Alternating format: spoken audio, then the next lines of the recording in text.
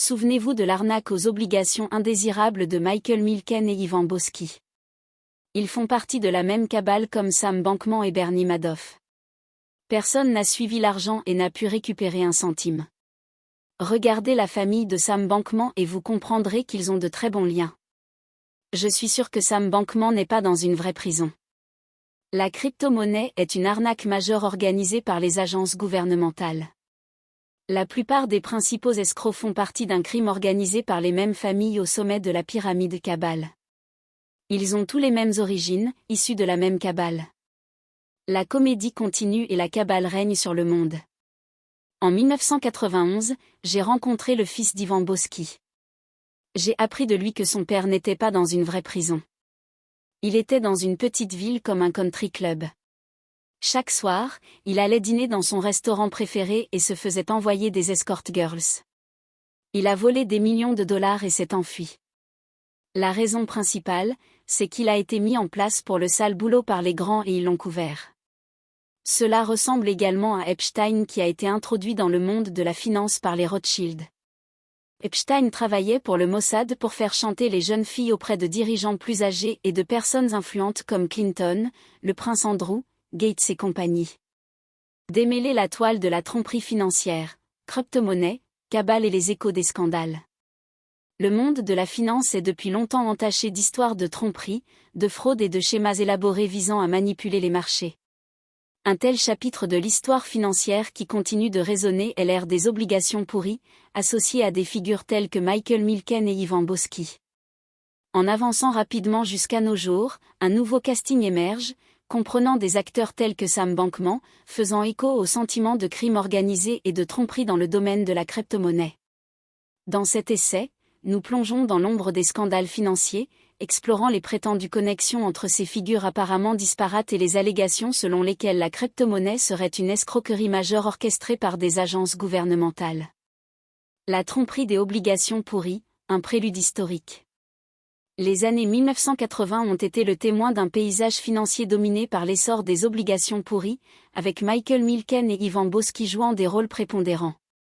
Milken, le roi des obligations pourries, et Boesky, un arbitragiste renommé, étaient des figures centrales dans un scandale qui a secoué Wall Street. La toile complexe de manipulation financière, de délits d'initiés et de manipulation des marchés orchestrés par ces individus a laissé une marque indélébile sur le monde financier. Cependant, des questions subsistent sur la véritable ampleur de leur châtiment et sur le fait qu'ils étaient peut-être simplement des pions dans un jeu plus vaste contrôlé par des forces invisibles. La connexion Boesky. Le fils d'Ivan Boesky, révélant une rencontre en 1991, a dressé un tableau d'une incarcération confortable pour son père. L'idée que Boesky ait bénéficié d'une prison de type country club, fréquentant son restaurant préféré et recevant des escort girls, soulève des questions sur l'efficacité de la justice.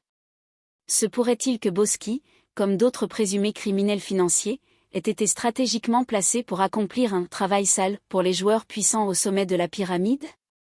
Rejoindre les points, Sam Bankman et la crypto-monnaie. En avançant jusqu'à aujourd'hui, l'essor de la crypto-monnaie suscite de nouvelles controverses, avec Sam Bankman, une figure éminente de l'industrie, sous le feu des projecteurs. Des allégations de connexion bien établies et des soupçons d'emprisonnement moins qu'authentiques font écho à la saga Boesky. Se pourrait-il que Bankman fasse partie d'une cabale plus vaste, orchestrant une escroquerie majeure sous le prétexte de la crypto-monnaie? Le conundrum de la crypto-monnaie. Les accusations selon lesquelles la crypto-monnaie serait une escroquerie majeure organisée par des agences gouvernementales alimentent le scepticisme entourant la légitimité des monnaies numériques. La question se pose, ces systèmes financiers décentralisés sont-ils vraiment indépendants, ou sont-ils simplement des outils aux mains des mêmes familles orchestrant des escroqueries tout au long de l'histoire? La croyance en un vaste réseau interconnecté de tromperies prend de l'ampleur, suscitant des inquiétudes quant à la véritable nature et finalité de la révolution de la crypto-monnaie. Conclusion. En naviguant dans la toile complexe des scandales financiers, de l'ère des obligations pourries à l'essor de la crypto-monnaie, on ne peut s'empêcher de questionner l'interconnexion de ces événements apparemment disparates. L'idée selon laquelle un groupe restreint de familles contrôle le récit, plaçant des individus tels que Milken, Boesky et Bankman stratégiquement pour leurs propres bénéfices, remet en question les fondements de la confiance dans les systèmes financiers. Alors que nous luttons avec ces allégations, la nécessité de transparence, de responsabilité et d'un regard vigilant sur le paysage financier en constante évolution devient primordiale. Seul le temps révélera l'étendue de la vérité derrière ces allégations et si l'histoire est destinée à se répéter de manière nouvelle et imprévisible.